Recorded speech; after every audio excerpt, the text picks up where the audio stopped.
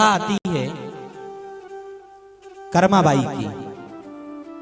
भक्तमाल में ऐसा वर्णन आता है कि वो प्रतिदिन भगवान को भोग बनाया करती थी। एक बार की बात है, जगन्नाथपुरी कौन कौन गया है? थोड़ा हाथ उठा करके बताइए। हम भी गए। तो जगन्नाथ जी में किस चीज का विशेष महत्व है? चावल का, भात लगता है ना। पर वहां एक विशेष बात यह है कि वहां खिचड़ी का भोग भी भगवान को रोज लगता है।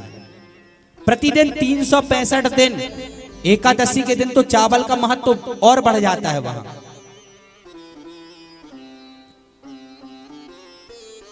वो भगवान को प्रतिदिन भोग लगाया करती थी। सुबह उठती 5 बजे और बिना नहाए धोए भगवान का भोग बना करके भगवान को भोग समर्पित कर देती। भगवान उसे पाने के लिए आते, रोज खाने आते। भगवान को उनकी खिचड़ी इतनी अच्छी लगती, इतनी अच्छी लगती कि भगवान तो मंदिर खाली छोड़ करके आ जाते। जगन्नाथ जी रोज खाने आते थे। 7 साढ़े 7 बजे का टाइम फिक्स था। एक दिन क्या हुआ कि वही जगन्नाथपुरी में एक संत आए और संत ने देखा कि ये कैसी माता है, ये बिना नहाए धोए स्नान ध्यान किए, बिना शुद्धता पवित्रता का ध्यान दिए भगवान को भोग लगा देती है।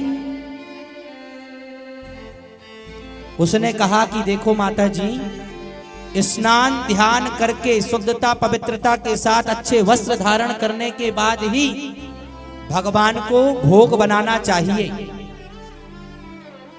वो बड़ी सीधी थी। उन्होंने कहा ठीक है। अब अगले दिन क्या हुआ, अब वो 5 बजे जब उठी तो सबसे पहले तो वो नहाने गई, नित्य क्रियाओं के लिए गई अपनी। 1 घंटा नित्य क्रियाओं में लगा। उसके बाद जल लेके आई, और जब जल लेके आई उसके बाद खिचड़ी को पकाया। तो बनाते बनाते आज 9-10 बज गया। बोलो राधे राधे। बहुत समय व्यतीत हो गया। अब तो जगन्नाथ भगवान के पेट में चूहे कूदने लगे। अब जितनी टाइम प्राप्त हुआ भगवान गए, भगवान खिचड़ी पा करके आए। रोज 7:30 बजे खिचड़ी प्राप्त होती थी, आज 10 बजे प्राप्त हुई। भगवान मंदिर में आ गए जगन्नाथ जी, बलभद्र जी, सुभद्रा माता। वहां के जो पंडा पुजारी थे उन्होंने भगवान जगन्नाथ को देखा और कहा, अरे जय जय, आज आप थोड़ा हैरान से लग रहे हैं। तो जगन्नाथ भगवान ने कहा, क्या बताऊं, क्या बताऊं, मुझे, मैं रोज कर्मा के यहां खिचड़ी पाने के लिए जाता था और ये हमारी जगन्नाथपुरी में एक संत आए हैं, उन्होंने जाकर के कह दिया स्नान ध्यान किया करो, उसके बाद शुद्धता पवित्रता से खिचड़ी बनाया करो। तो 7:30 बजे वाली खिचड़ी 10 बजे मिलने लगी। दिक्कत होने लगी। नाश्ता टाइम टू टाइम होना चाहिए। प्रभु बताइए क्या करना चाहिए?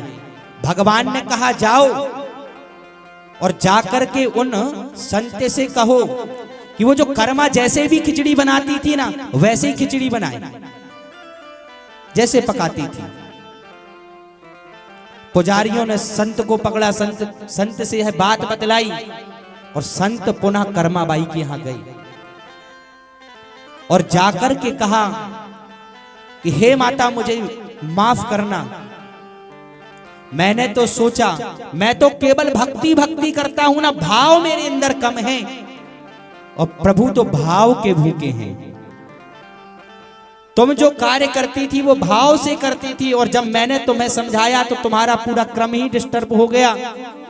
इसलिए जगन्नाथ जी ने ही आदेश दिया है कि तुम जैसे करती थी, खिचड़ी बनाती थी, वैसे ही खिचड़ी बनाओ।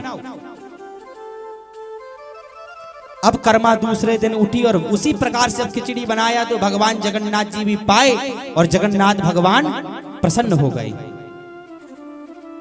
पर हुआ क्या, कुछ समय के बाद मृत्यु एक अटल सत्य है, सबको मरना है।